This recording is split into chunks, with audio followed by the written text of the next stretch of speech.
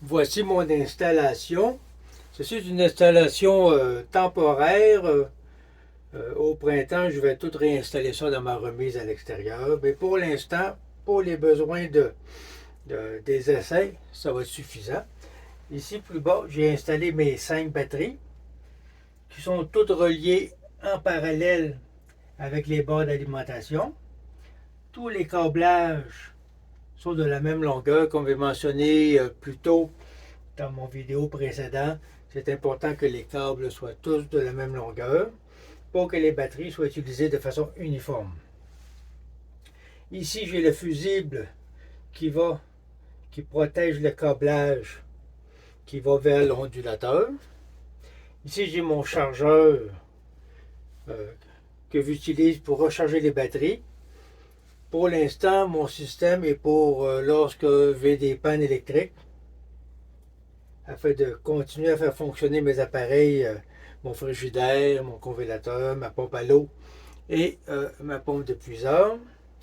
Puis des interrupteurs ici qui permettent de envoyer l'électrique, le 12 volts, soit vers l'ondulateur qui le transforme de 12 volts DC de courant direct à 120 volts alternatif. Et puis plus haut, ici, on ne le voit pas, mais j'ai installé une prise électrique. C'est plus facile pour moi d'installer, de connecter mes appareils avec une extension électrique. Avec le temps, je vais installer un système pour diriger automatiquement l'électricité pendant une panne directement dans la boîte électrique. Mais pour l'instant, tout est manuel. Et puis, mon ondulateur, au début, j'avais acheté le 1500 watts de Gandel. Il me semblait que j'avais vu sur le site que ça pouvait avoir une protection de pointe jusqu'à 3000 watts pendant 30 secondes. C'est ce qui m'a fait acheter le 1500 watts. Mais après des essais avec ma pompe à eau, souvent ça excédait le 1700 watts, puis le système de protection s'engageait. Donc, le 1500 watts n'était pas suffisant pour mes besoins. Il est suffisant pour le frigidaire et le congélateur, mais pas pour la pompe à l'eau. Il va falloir que je songe à changer d'ondulateur, mais pour l'instant, ça fonctionne. Au moins pour le congélateur et puis pour le frigidaire. En ce qui concerne la pompe à l'eau, je peux toujours utiliser mon ondulateur à ondes modifiées et le brancher directement sur les barres d'alimentation pour alimenter ma pompe de puissance. Mais pour l'instant, j'ai fait des tests avec le frigidaire et le congélateur. On va voir, je vais montrer la feuille de calcul tantôt qu'on avait fait dans la vidéo précédente, en estimant que les batteries étaient capables de fournir de 1280 watts heure avant d'être rechargées. J'ai fait un test pratique et puis j'avais calculé initialement que selon les chiffres que j'avais, le système pourrait fournir pendant 19-20 heures maximum. Puis en faisant un test pratique, ça a duré au-dessus de 26 heures et demie. Ce qui veut dire que les batteries fournissent plus que le 1280 watts-heure mentionné dans la publicité. On va voir les chiffres tantôt. OK. Ça fait que, puis là, pour recharger les batteries, j'avais déjà vu en ligne qu'il était possible de charger d'installer plus que 2 chargeurs pour charger la banque de batterie. Plus qu'un chargeur, je veux dire. C'est ce que j'ai essayé. Je me suis dit, mon chargeur ici, c'était 75 ampères. Et puis, j'ai possédé un autre petit chargeur de 20 ampères. Je me suis dit, pourquoi pas, mon chargeur de 75 ampères est déjà connecté. J'ai connecté mon chargeur de 20 ampères directement sur les barres d'alimentation. Et puis, ça fonctionne. Ça me donnait l'équivalent de 95 ampères qui s'en allait directement aux batteries. Donc, 95 ampères divisé par 5 batteries, ça donnait presque 19 ampères par batterie, ce qui est très bien pour ces batteries-là. Et compte tenu que je vais en avoir besoin en panne d'électricité, si la panne dure plus que 24 heures, il faut que je recharge mes batteries. Et puis, j'ai besoin de les recharger rapidement si je ne veux pas faire fonctionner le générateur toute la journée. Ça fait qu'en installant, faisant fonctionner le chargeur de 75 ampères avec la batterie de 20 ampères, ça a pris 6h30 à recharger les batteries complètement. 6h30, c'est pas négligeable, mais c'est mieux que de faire fonctionner le générateur à longueur de journée. Puis pendant que le générateur recharge les batteries, il peut toujours faire fonctionner tous les autres appareils que j'ai besoin dans la maison. Ça fait que, tantôt on va voir les chiffres. J'ai également un petit vidéo qui montre l'affichage que ça nous donnait. En moyenne, ça indiquait 300 watts d'utilisation constamment. À quelques périodes, ça pouvait aller jusqu'à 400 watts, mais j'ai jamais vu plus que 400 watts. Donc avec 300 watts, ça a duré 26h30. Ce que je changerais, ce serait avoir un ondulateur plus fort, au moins 2000 watts. Parce qu'avec la pompe à l'eau, puis la pompe de puisard, la période de pointe pouvait aller jusqu'à 1700 watts, puis c'était trop pour mon ondulateur de 1500 watts. Ça fait que c'est ça. Et puis, je pense déjà à agrandir, à mettre plus de batteries. Techniquement, j'aurais la place pour mettre 5 autres batteries. Là, j'ai plusieurs choix qui s'offrent à moi. Soit que j'installe 5 autres batteries, et puis que je réinstalle un autre bas d'alimentation et refaire des câblages pour toutes les autres batteries pour continuer d'avoir du 12 volts. Ou je pourrais mettre les 5 batteries, les connecter, chacune 2 batteries en série pour donner du 24 volts. Dans ce moment-là, je n'aurais pas besoin de réinstaller d'autres bas d'alimentation. Je pourrais laisser le filage tel qu'il est. Mes câblages ici sont assez longs pour aller se connecter à une autre batterie qui serait ici. J'aurais juste à utiliser des petits câbles d'à peu près 15 cm, 6 pouces pour relier la borne positive à la borne négative de la batterie à côté pour les brancher ensemble pour faire du 24 volts. Mon chargeur est bon pour du 24 volts également. J'aurais juste besoin de changer mon ondulateur pour un ondulateur de 24 volts. Là, j'ai fait des calculs brièvement. Si je continue dans le moyen dans le 12 volts, à ce moment-là, ça va me prendre une autre série, d'autres câblages identiques à ceux-là, d'autres bas d'alimentation. Et puis, avec d'autres fusibles ici pour aller vers l'ondulateur. Ça fait que j'ai fait des petits calculs. Avec les fusibles, chaque nouvelle batterie en conservant dans le 12 volts, j'aurais besoin d'être toujours avoir un fusible par batterie. 5 fusibles, ça coûte environ 100 $. Le câblage coûte environ un autre 100 $. Des barres d'alimentation électrique, un autre 100 $. Je vais déjà 300 $ en câblage et en fusible si je veux connecter des batteries, conserver le système 12 volts. Tandis que si, à ce moment-là, je pourrais garder mon ondulateur et également garder mon chargeur. Mais si je décide d'aller dans le 24 volts, à ce moment-là, mon câblage ici ne change pas. Je n'ai pas besoin de rajouter de barres d'alimentation. Tout ce que j'aurais besoin, c'est des petites sections de câbles pour aller de batterie ici à la prochaine batterie à côté pour les relier en série. Mon chargeur est bon pour du 24 volts. J'aurais juste besoin de changer mon ondulateur. À ce moment-là, je prendrais un ondulateur plus puissant pour être capable d'utiliser ma pompe à eau et ma pompe de puisard. Pour un ondulateur de 24 volts, prendra au moins du 3000 watts. Puis je pense que ça arrive pas mal proche du 300 $ que ça coûterait juste en achetant un double tout le câblage ici pour demeurer en 12 volts. Puis en 24 volts, toute la littérature et les sites disent que plus le voltage augmente, moins les câbles ont besoin d'être gros pour faire passer le courant. Là, présentement, le système de câblage que j'ai, je pense qu'il est plus que suffisant pour du 12 volts. Et si en augmentant le voltage, on a besoin de câbles plus petits, alors en conservant mon câblage pour le 12 volts, j'ai amplement de l'espace de sécurité. Il n'y aura pas de problème avec le câblage. Ça fait que c'est ça. Si on résume, ça fonctionne bien. Il aurait fallu que je prenne un ondulateur d'au moins 2000 watts. Et comme je disais, j'étais certain d'avoir lu sur le site que cet ondulateur ici de 1500 watts pouvait prendre des pointes de 3000 watts pendant 30 secondes.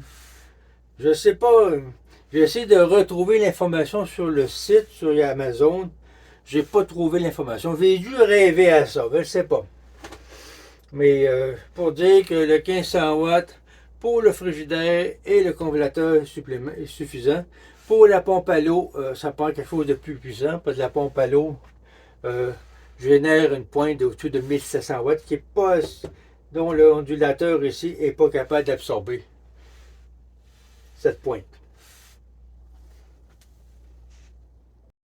Bon, voici une vue plus détaillée de mon installation. Ici, nous avons les 5 batteries. Chacune des batteries a un fusible. Présentement, c'est un fusible de 150 ampères. Peut-être que j'aurais été peut-être mieux avec du 125 ampères, mais c'est du 150 ampères. Tous les câbles positifs vont vers la barre d'alimentation positive et tous les câbles négatifs vont vers la barre négative. Et puis, nous avons également un interrupteur qui nous permet d'alimenter, de charger les batteries avec le chargeur de batterie. Et puis un autre interrupteur qui nous permet d'alimenter l'ondulateur. Ici, nous avons un fusible de 250 ampères pour protéger le câblage. À noter que les câbles ici qui relient les batteries à la barre d'alimentation, ce sont des câbles de calibre 4, capables de transporter 150 ampères. De barre d'alimentation, aller à l'ondulateur. J'ai doublé les câbles de calibre 4 pour en faire, selon la littérature, 2 câbles de calibre 4 jumelés ensemble et ils sont équivalents à un câble de calibre 1. Il est à noter que quand on recherche les connecteurs pour jumeler les 2 câbles, c'est du calibre 1 et non pas du calibre 1-0. C'est mon erreur, j'ai fait ça. Le calibre 1-0 est beaucoup trop gros. Ça prend du calibre 1 absolument si vous jumelez 2 câbles de calibre 4. Fait que la façon, puis en plus pour mon ondulateur, ce que j'ai fait, j'ai installé une boîte électrique connectée directement après la sortie de l'ondulateur. Excusez là. Bon. Comme ça va être plus facile pour moi d'aller brancher mes fils. Pour l'instant, tout est manuel. Je n'ai pas encore installé de système automatique. Ça va venir avec le temps, mais comme j'ai dit dans mon premier vidéo, je n'ai pas un budget limité, puis j'y vais selon mes moyens. Au début, il va falloir que j'y aille avec complètement manuel, puis ajouter des automatismes au fur et à mesure que je développe mon système. Fait que pour l'instant, j'ai branché la prise électrique directement dans la sortie de l'ondulateur. Ça va être plus facile pour moi d'aller brancher mes appareils ici que d'aller jouer par en arrière pour brancher les fils. La façon que ça fonctionne, maintenant j'ai une panne d'électricité. Fait que là, à ce moment-là, il est suggéré de connecter tous les appareils dans l'ondulateur avant de mettre l'ondulateur à position marche. Fait que la façon que ça fonctionne, mettons que j'ai une panne d'électricité. À ce moment-là, j'irai tourner le commutateur à la position on marche pour alimenter l'ondulateur. Ensuite, j'irai trouver le piton d'alimentation, si je peux le trouver. Hein, il est où, là? Voilà. Là, je le maintiens enfoncé. Et puis là, l'ondulateur est en fonction, prêt à fonctionner. Okay. Une fois l'électricité est revenue, ou bien quand les batteries sont épuisées et que l'ondulateur se met en position fermée, à ce moment-là, je veux recharger mes batteries. Je ferme l'alimentation des batteries vers l'ondulateur. Et puis, j'ouvre l'interrupteur qui va du chargeur aller aux batteries. Et puis, à ce moment-là, j'alimente. Je rouvre le chargeur s'enclenche et les batteries sont en train d'être chargées. Pour l'instant, après sa période de vérification, probablement que le chargeur va se fermer parce que les batteries sont présentement chargées et prêtes à entrer en fonction. Ici, nous avons une vue de ce qu'on voit sur l'affichage de l'écran qui est sur l'ondulateur. C'est pas tous les modèles d'ondulateurs qui ont un écran afficheur tel que celui-ci. Moi, je l'ai choisi le mien expressément avec un afficheur. J'aurais pu en prendre un sans afficheur qui est un peu moins dispendieux. Enfin, je voulais voir qu'est-ce qui se passe avec l'ondulateur. Ici, ce qu'on voit ici, c'est une vue après 24 heures d'utilisation. Au début, le voltage est à 13,9 volts. Présentement, après 24 heures d'utilisation, le voltage est à 12,3. C'est une des caractéristiques des batteries lithium fer phosphate que le voltage demeure constant jusqu'à vers la toute fin où il diminue très rapidement. Ici, nous voyons au niveau de la force restante dans la batterie est à 3 bars sur 4. Encore là, c'est pas représentatif des batteries fer phosphate, c'est plus représentatif des batteries acide plomb. Enfin. Et on voit le niveau de consommation. Présentement, il est à 400 watts. Des fois, on le voit baisser à 380. Règle générale, moi, ce que j'ai observé, c'était presque toujours du 300 watts, avec quelques fois du 400 watts comme présentement.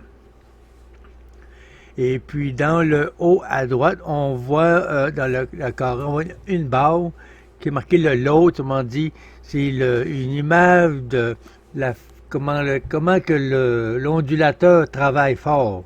Présentement, à 300 watts, il n'y a aucune barre qui est allumée pour indiquer que l'ondulateur fonctionne. À 400 watts, il y a une barre. L'ondulateur est capable de fonctionner à 1500 watts constamment. Ça fait qu'avec 400 watts, ça ne le fatigue pas du tout. Il peut conserver ce rythme sans problème. Tellement que même les ventilateurs à l'intérieur de l'ondulateur ne fonctionnent pas parce que l'ondulateur ne devient pas assez chaud pour nécessiter refroidissement par ventilation. Bon, on va faire des petits calculs juste pour considérer. Si vous vous souvenez de mon dernière vidéo, ce que j'avais dit que mes 5 batteries 12 volts, 280 watts jour, chacune pouvait donner jusqu'à 6400 watts par jour avant d'être rechargée. Les chiffres que j'ai obtenus, c'est que j'ai été capable de faire fonctionner mes appareils pendant 26 heures et demie. 26 heures et demie avec la lecture que je voyais plus souvent qu'autrement sur l'écran de l'ondulateur. Ça donnait du 300 watts à aller à du 400 watts par heure, mais plus souvent qu'autrement du 300 watts. Ça fait que pour faire des petits calculs, je me suis dit, bon, OK, 26h30, on va prendre, mettons, à 300 watts. Malgré que techniquement, on pourrait dire couper la poire en deux, disant que je voyais plus souvent du 300 watts que du 400 watts. On pourrait dire que ça aurait été du 325 watts. Okay? Mettons, on prend le chiffre de 325 watts pendant 26h30, multiplié par 325. Fait que ça va nous donner 8612,5 watts par jour. Non, pas par jour, mais pour la période. OK. Si je divise ce montant, si je divise ça par 5 batteries, ça va me donner pour chaque batterie 1722 Wh de capacité par rapport à ce qui est indiqué sur les batteries, la capacité de 1280 watts par heure. Donc, comme je disais au début, souvent la capacité de ce type de batterie est sous-estimée. Dans ce cas-ci, ça m'a donné quand même une bonne différence, ce qui expliquerait pourquoi que le tout a duré 26h30, alors que j'avais estimé dans mes calculs initiaux que peut-être après 19h ou 20 heures d'utilisation, mes batteries seraient épuisées. En passant, pour recharger mon système, comme j'ai dit, ça m'a pris 6h30 pour recharger les batteries. Puis ça, c'est en utilisant deux